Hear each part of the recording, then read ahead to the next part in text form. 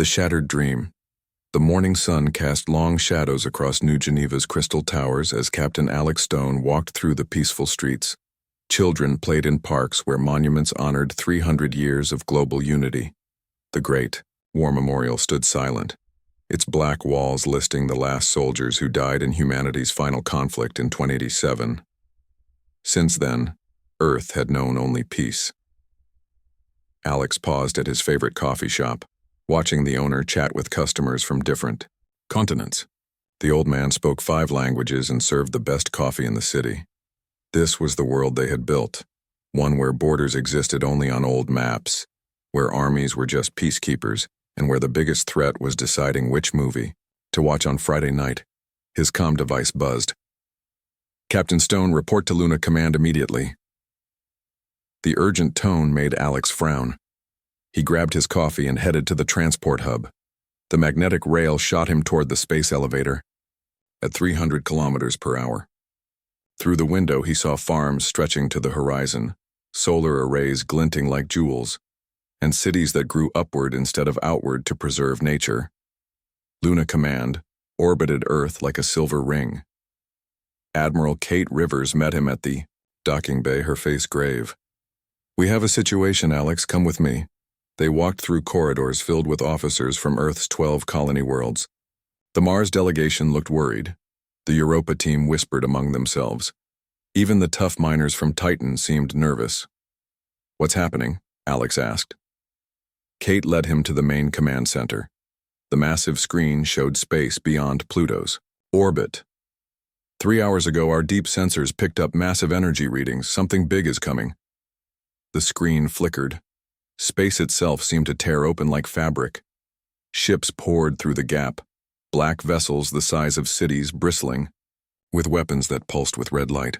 Alex counted 50, then 100, then stopped counting. "My God," he whispered. A transmission crackled through the speakers. The voice sounded like grinding metal. "Organic species of this system, you will surrender all biological matter for processing. You have 48 hours to comply. Resistance will result in total harvesting." The transmission cut off. The command center fell silent except for the hum of computers. Admiral Rivers turned to the assembled officers. "Gentlemen, ladies, it seems our 3 centuries of peace just ended." Alex stared at the alien fleet. Each ship dwarfed Earth's largest vessels. Humanity had built exploration ships, research stations, and trading posts. These beings had built death machines. "What are our options?" asked Commander Lisa Webb from Mars Colony. "We have 12 defense ships, 30 patrol boats, and 40 mining vessels we could arm," Kate replied, "against what looks like 500 warships." The room erupted in worried voices. Some officers suggested negotiation. Others proposed evacuation to the outer colonies. A few mentioned the old nuclear weapons stored in deep vaults, unused for centuries. Alex felt something stir inside him, a feeling he had never experienced. His ancestors had fought wars, but he had only known peace. Yet as he watched those alien ships position themselves around Earth's solar system, something ancient awakened in his blood. "Admiral," he said quietly, "what do we know about these things?" "Nothing. They appeared from nowhere. Our sensors show they're mechanical, not biological. They seem to view us as resources to be harvested." On the screen, the alien fleet began moving toward the inner planets. Mars Colony, with its 2 million residents, lay directly in their path. "We need to evacuate Mars," someone shouted. "There's no time," Kate replied. "And nowhere to run. They've positioned ships at every jump. Point." Alex watched the approaching doom and felt that strange stirring grow stronger. Something in his DNA, something buried for 3 centuries, began to wake up. Around the room, he noticed other officers standing straighter, their eyes growing harder. "Ma'am," he said, "I request permission to take a ship to Mars. If we're going to make a stand, we might as well do it right." Kate looked at him strangely. "Alex, you've never fired a shot in anger in your life." He met her gaze, and she stepped back at what she saw there. "No, ma'am. But my great-great-grandfather did, and his father before him. Maybe it's time we remembered who we really are." Outside the windows, Earth's sun shone peacefully on a world about to rediscover war. The age of peace was ending. Something else was about to begin. The awakening Captain Alex Stone's ship cut through space toward Mars as red alerts flashed across every screen. Behind him, Earth's small defense fleet struggled to organize 3 centuries of rust from their weapon systems. Ahead, the alien harvesters moved like a black tide toward the red planet. Mars colony's 2 million people had nowhere to run. The transport ships could maybe evacuate 50,000 before the aliens arrived. Alex gripped his controls tighter as that strange feeling in his chest grew stronger, like something sleeping was finally opening its eyes. "Captain Stone," came a transmission from Mars' surface. "This is Dr. Tom Harris at the archaeological dig site. You need to see this." "Doctor, we're kind of busy preparing for an alien invasion," Alex replied. "That's why you need to see this. Something's happening to the ruins we've been studying. They're waking up." Alex frowned. The Mars dig had been going on for 50 years, uncovering what looked like ancient human settlements. Most scientists thought they were just very old colonies from Earth's early space age, but some structures seemed older than human spaceflight. "Send me the data," Alex ordered. His screen filled with images from the dig site. Ancient metal doors, sealed for thousands of years, were sliding open. Lights flickered on in chambers that had been dark since before recorded history. And in the center of it all, a massive structure was rising from the red sand. "My God," Alex whispered. "How long has that been there?" "We don't know," Dr. Harris replied. "But it's not just here. We're getting reports from dig sites on Earth, Europa, Titan. Everywhere humans have found old ruins, they're all activating at the same time." Alex's blood ran cold. "Doctor, are you saying these ruins are connected?" "That's exactly what I'm saying. And Captain, there's something else. The people working at the dig sites are changing. Their reflexes are faster. They're thinking clearer. They're remembering things they never learned." On Alex's tactical display, the alien fleet reached Mars orbit. The first harvester ships began descending toward the surface. Mars colonies, handful of defense platforms opened fire, their lasers barely scratching the alien hulls. But then something impossible happened. From the rising structure on Mars' surface, beams of pure energy lanced upward. The first harvester ship, the size of a city block, simply vanished in a flash of light. Then the second. Then the third. The alien fleet stopped advancing. "Dr. Harris," Alex said urgently, "what the hell is that thing?" "We're still figuring it out. But Captain, the people here, they know how to use it. They just know. Like the knowledge was always in their heads waiting." Alex felt his own mind expanding. Suddenly he understood his ship's weapon systems in ways that made no sense. He could see tactical solutions that hadn't existed moments before. His hands moved across controls with skill he had never trained for. "All ships," he broadcast to the defense fleet. "Follow my lead." "Captain Stone," Admiral Rivers' voice crackled through space, "you're not trained for fleet command." "No, ma'am," Alex replied, "but someone else in my head is." He dove his ship toward the alien formation, dodging their fire with moves that defied physics. Behind him, the other human ships followed, their pilots suddenly flying like they had been born in space. The clumsy peacekeeping fleet transformed into a pack of wolves. On Earth's surface, Dr. Emma Cross stood in an underground chamber that had opened beneath the Great War Memorial.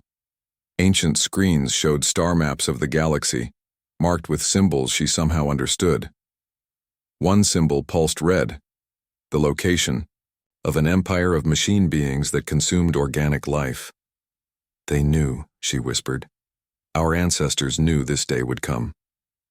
Around her, other scientists and officials were arriving.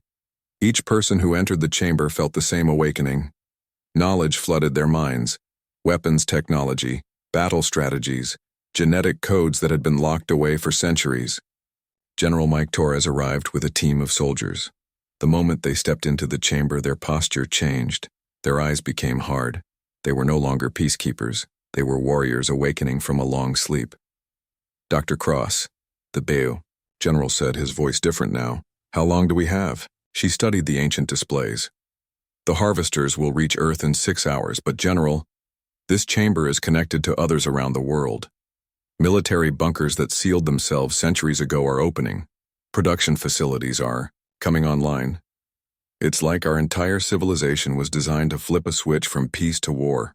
The general nodded grimly. Then we'd better flip it fast. Above them, in space around Mars, the alien harvesters were retreating. For the first time in their existence, they had encountered prey that fought back with skill that matched their own. The sleeping giant was waking up, and the galaxy was about to learn why humanity had been so peaceful for so long. They had been preparing. The unleashing within 12 hours, humanity was no longer the same species that had woken up that morning.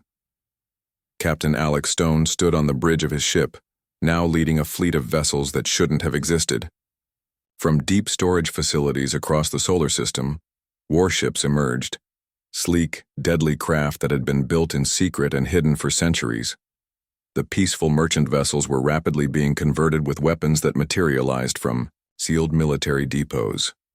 Captain, his tactical officer reported, "We're detecting massive industrial activity on Earth. Factories that were producing consumer goods 12 hours ago are now manufacturing weapons and ammunition." Alex nodded. The knowledge flowing through his enhanced mind told him this was normal. Humanity's entire industrial base had been designed with hidden military applications. Every car factory could produce tanks. Every electronics plant could make targeting systems. Every civilian space dock could build warships. The transformation wasn't just technological, it was biological. Dr. Emma Cross studied her reflection in the underground command center. Her eyes were sharper, her reflexes faster, her mind processing information at incredible speed. Around her, other humans were changing too. Soldiers who had never seen combat moved with the precision of veterans. Scientists solved weapons equations they had never studied. "The genetic locks are completely removed," she reported to General Torres. 300 years of suppressed human potential is being released all at once. "What kind of potential?" the general asked, though part of him already knew. "War potential. Our ancestors didn't just end human conflict. They channeled everything that made us dangerous into preparation for this moment. Every peaceful human was carrying the genetic memory of a warrior." Above Earth, the harvester fleet pressed their attack. They had expected easy prey but now faced something that defied their programming. Human ships moved unpredictably, using tactics that seemed random but were devastatingly effective.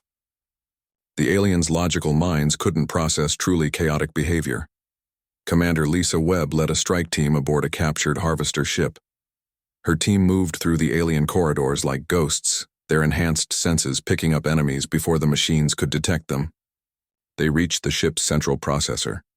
"Remember," Lisa whispered to her team, "these things think in patterns, so don't use any patterns."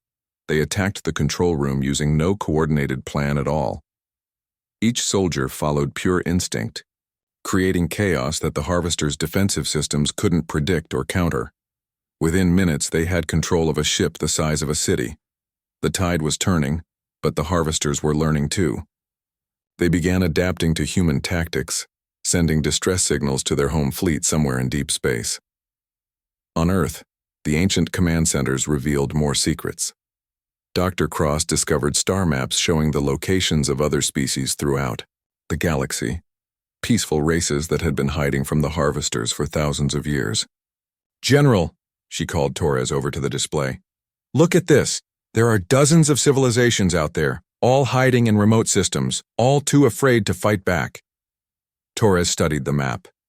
His enhanced tactical mind immediately saw the strategic picture. "They're waiting for someone else to fight their war." "Or they were waiting for us," Emma replied. "Look at the dates on these surveys. Our ancestors mapped the entire galaxy, identified every threat, cataloged every potential ally. They knew exactly what we would face." The revelation was staggering. Humanity's 3 centuries of peace hadn't been naive idealism. It had been the most elaborate military preparation in galactic history. While other species had developed weapons, humans had developed themselves.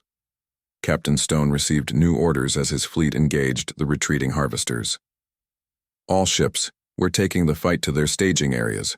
Intelligence indicates harvester. Bases in the Ross system. Sir, his navigation officer asked, how do we know about their bases? Alex smiled grimly. Because someone mapped them 300 years ago. The human fleet jumped to hyperspace with precision that amazed even their pilots. They emerged in the Ross system to find a massive harvester construction facility orbiting a dead world. The aliens had been building their invasion fleet here for decades. All ships, Alex broadcast, destroy everything, leave nothing functional. The battle was swift and brutal. Human ships darted between the massive construction platforms like angry wasps, their weapon systems operating at efficiency levels that shouldn't have been possible. The peaceful species that had built exploration vessels and research stations had somehow also designed the most effective war machines in the galaxy. As the harvester facility burned, Alex received reports from across human space. Similar strikes were hitting harvester positions throughout the local stellar region. Humanity wasn't just defending anymore, they were hunting. But in the command center on Earth, Dr. Cross made a disturbing discovery. The harvester distress signals weren't just going to their home fleet. They were going to someone else. Other species in the galaxy who apparently wanted humanity stopped as much as the harvesters did. General, she said quietly, I think we have more enemies than we realized. The war was expanding, and humanity was just getting started. The galaxy takes notice. News of humanity's transformation spread across the galaxy like wildfire. In hidden colonies and secret bases, species that had cowered from the harvesters for millennia watched in amazement as the humans not only fought back, but won. Admiral Kate Rivers stood in the war room aboard Earth's newest flagship, a vessel that had been constructed in just 3 days using the awakened industrial capacity. Representatives from 12 different alien species filled the holographic displays, each one asking the same question. How? We'd like to propose an alliance, said Elder Wing, the bird-like leader of the Talon Republic. Your species has accomplished what we thought impossible. Kate studied the alien faces on her screens. Some showed hope for the first time in centuries. Others showed fear, not of the harvesters, but of humanity itself. The harvesters have been the galaxy's nightmare for 3,000 years, continued Elder Wing. They consumed the mighty Dragon Empire, the crystal cities of Gemma Prime, entire systems of advanced civilizations. Yet you defeated them in 3 days. Dr. Emma Cross, now serving as humanity's xenological advisor, pulled up the data they had gathered. The harvesters aren't our only problem. We've detected other fleets moving toward human space. Species that should be our allies are mobilizing against us. On the display, she showed ship movements from the Outer Rim. The ancient Overlord Council, rulers of the galaxy's most distant systems, were secretly supporting harvester survivors with new technology and supplies. General Torres, his transformation now complete, spoke with the cold precision of a master strategist. They'd rather see all organic life destroyed than lose their power to humans. Captain Alex Stone's voice crackled through from the front lines. Admiral, we've captured a Council supply ship heading for harvester territory. The cargo manifests show advanced weapons, shield generators, and tactical data about human fleet movements. The revelation sent shockwaves through the allied species. Elder Wing's feathers ruffled with anger. The Council would sacrifice us, all to maintain their dominance? It gets worse, Emma added, pulling up intelligence reports. We've identified at least 6 major powers secretly hoping both humans and harvesters destroy each other. They've been playing both sides. But not. All the news was dark. Deep space sensors detected massive fleets emerging from hidden systems. Species that had been hiding for centuries were finally willing to fight. The crystalline builders, who had retreated to the galactic core, sent word that their ancient war machines were powering up. The energy beings called the Bright Ones offered their reality-shaping abilities. Even the mysterious Void Walkers, who existed partially outside normal space, pledged their support. They're not just offering alliance, Kate realized, studying the incoming messages. They're offering to follow human leadership. The implications were staggering. Humanity had gone from junior partners in a small galactic community to the acknowledged military leaders of dozens of advanced civilizations. But with that power came terrible responsibility. Captain Stone's fleet reported another victory against Harvester forces, but the cost was becoming clear. "Admiral, we're winning every battle, but our people are changing. The awakening isn't stopping. Some of our soldiers are becoming something beyond human." Kate pulled up medical reports from the fleet. The genetic unlocking was accelerating. Humans were developing capabilities that bordered on the supernatural. Tactical prescience, the ability to interface directly with alien technology, even limited telepathic coordination during battles. "We're evolving in real time," Dr. Cross explained. "The genetic locks didn't just suppress our warrior instincts, they suppressed our evolutionary potential.